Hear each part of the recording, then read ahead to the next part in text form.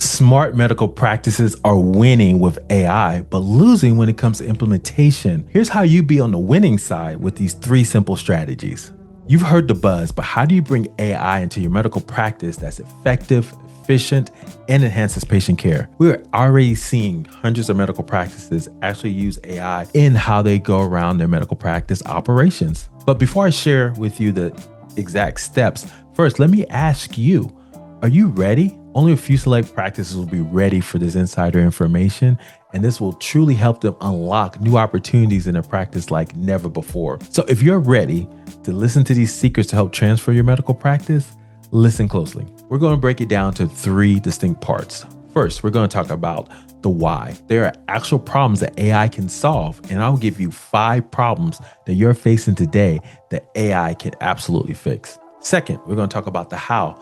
I'm going to give you clear action steps on how you can start to implement in your practice today. And finally, we're going to talk about what's next. You have to create a culture that embraces AI, and I'll go into that as well. Before we begin, let me talk to you a little bit who I am. My name is Theo Harvey. I'm a serial entrepreneur who went from a lowly employee to a CEO who runs a multi-million-dollar healthcare startup from his home.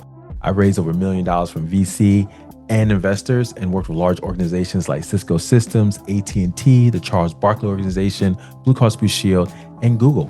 My mission is to help healthcare professionals prepare for the new normal in healthcare before it's too late. The why. What are the problems that AI can solve today? I want to get into these 5 clear problems that AI can solve to you. But first, let me ask you, why now? It's not just about being modern. This is about solving real-world problems using technology that's readily available for everybody. Ronald M. Razmi, author of AI Doctor, says, AI is a solution enhancing every stage of patient care, from research and discovery to diagnosis and therapy session. As a result, clinical practices will become more efficient, convenient, and personalized, as well as effective. There's a stat that says 94% of healthcare organizations already view AI as a core to their operations. So this is something that you have to step on. This is just not a future trend. This is the actual present reality. There's a saying that says the future is already here, it's just not evenly distributed. So here are the key problems that we are hearing that AI can absolutely solve for, and we're helping to solve them. See if these resonate with you, because absolutely these 5 problems, I'm guaranteed you probably heard or dealing with them yourselves in your day-to-day operations. First one we're going to talk to, the need for human scribes to document patient interactions with the doctor. 25% of the day is just lost to just this documentation. That's a serious problem. The second one, front desk, they're just overwhelmed with call spikes and just the need for insurance checks. This absolutely leads to no-shows from patients and just overtime pay that drives up the cost of your daily operations. The third problem, if you have a biller in-house, I can guarantee that they just can't keep up with the pace of billing rules and all the different things they have to do. And especially with the denial rate for medical billing reaching all-time highs of 11%, you're running into more and more issues with your in-house biller dealing with that. Fourth, nursing staff is very limited. They have no way to capture high quality patient summaries and histories, and they don't really know effective ways to triage patients in certain scenarios. And last but not least, look, as your medical practice is aware, you have all these quality metrics that you have to collect, but you have no population health department. So you're running risk of missing out on huge incentive payments. Let me ask, do any of those 5 resonate with you? I'm showing my age here. We all remember malls, right? Let's go to the mall. You probably still go to malls here and there from time to time. But the big thing that I always impressed with a mall is when you first walk in and you're trying to figure out how to get to a store like a Macy's or Bloomingdale's, and you look at this map and they always show you a star of where you are. That always changed my life, because now, no matter where I came into the mall, I always knew how to get to my favorite store just by following the map and knowing exactly where I'm at. The lesson here is that sometimes before you begin your journey, you have to know where you are on your path at the start. Let me say that again. Before you begin your journey, you have to know where you are on that path at the start. I think this is so true with AI implementation in your practice. So here's a clear action step for you today. Identify your biggest pain point. Is it administrative overload, diagnostic delays, patient scheduling. Write down 1 or 2 areas where your practice is struggling the most, and this will be your first target for AI implementation. Don't try to solve everything at once. Just get started with your greatest need, which is absolutely probably going to cost you the most. Let's talk about the second part, the doing. How will you do this? Well, let's talk about the clear action steps on the start to implementing AI in your medical practice. This is really where the rubber hits the road, right? A successful implementation requires a clear strategic plan. Richard Zane, who's the Chief Innovation Officer at UC Health, has said, their guiding principles are simple. Digital health must be easier, not harder. Fewer clicks, not more. If a tool does not make a provider's job better and easier and does not improve their patients' experience and lives, then it needs to stay on the shelf. This is the ultimate test for any AI tool you consider. There's a statistics that says from AI multiple research that fewer than 30% of healthcare organizations have successfully integrated AI tools into their everyday clinical workflows. So why? Well, you know what? I think it's because new technology disrupts existing workflows instead of aligning with them. Let me say that again. New technology disrupts existing processes and workflows instead of aligning with them. So here's a framework that you can absolutely take from me in order to get the alignment with your AI tools that you want to implement to solve real world problems. First, you want to start with the problem with the most pain. We discussed that earlier. For example, if you have front desk staff that are overwhelmed by call spikes and repetitive insurance checks, you know it's the greatest pain because it's probably cost you the most, right? With no shows, patients not showing up. Second, you want to pilot fast and measure. Yes, this is probably the opposite of healthcare, but you absolutely kind of want to move a little bit faster to determine, can you get a quick ROI, right? When you're about to do something, instead of taking time and effort, just say, hey, I want to implement something and see how fast does it save us in hours.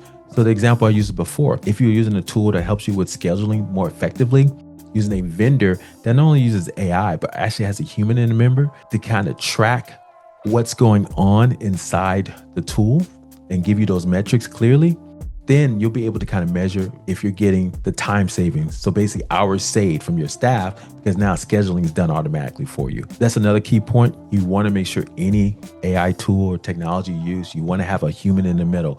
You don't want artificial intelligence tools going off on their own, especially in healthcare.